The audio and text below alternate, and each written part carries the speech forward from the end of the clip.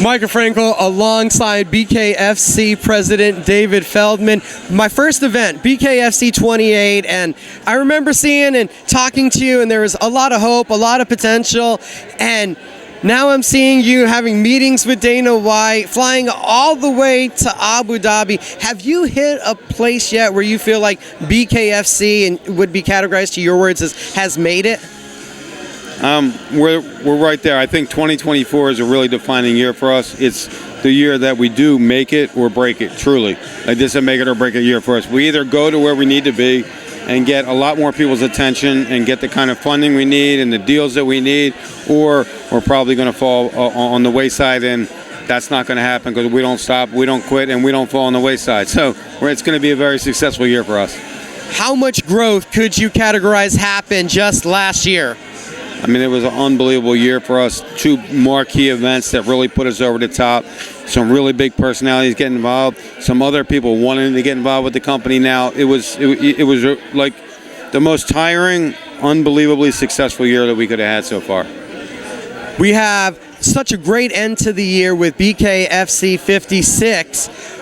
Do you know what kind of numbers, what the viewage was all in total once you were able to collect everything? Because I know it takes weeks after the event for all the final data to come in. Yeah, we don't. It was good. The illegal streaming was very good, so a lot of people watched it.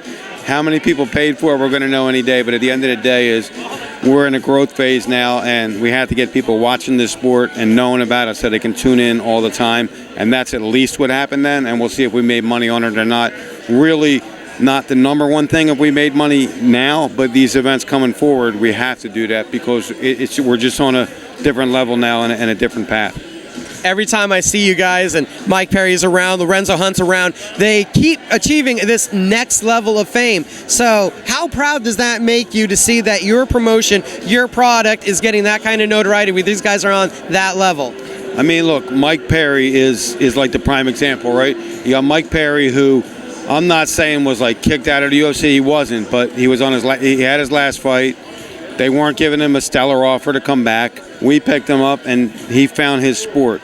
So I know Mike sometimes talks about fighting MMA or boxing, but that's not his sport. And I would hate to see him go outside of Bare Knuckle and go do something and ruin his legacy right now, because guess what? He created a legacy.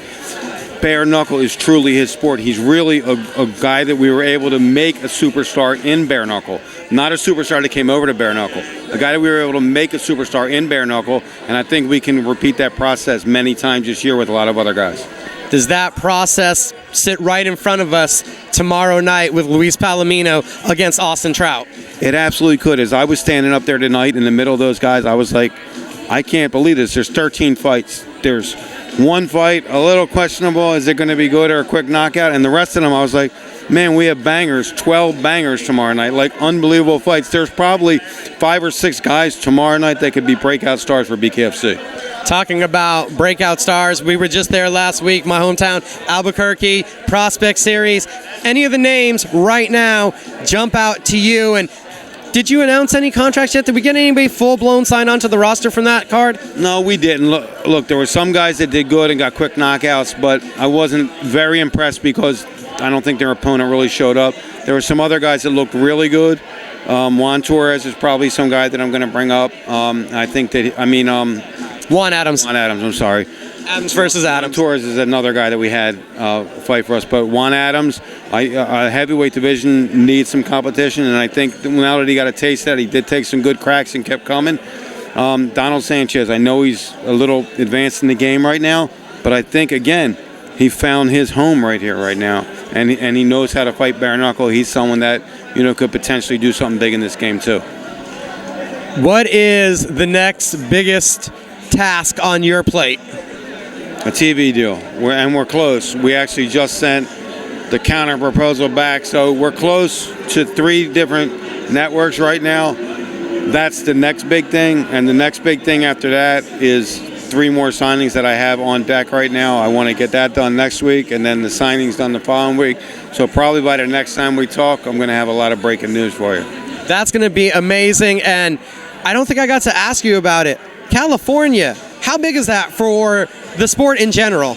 Well, I'm going to break it to you first because we're breaking it on the show tomorrow night. But April 27th in LA will be our first show in California. And we're not going to announce the main event yet because we got to sign the other half of it. But it's going to be an unbelievable fight card. I'm going to leave it at that. And I always appreciate you giving me some time, sir. My man. Thank you, bro. Take care, man.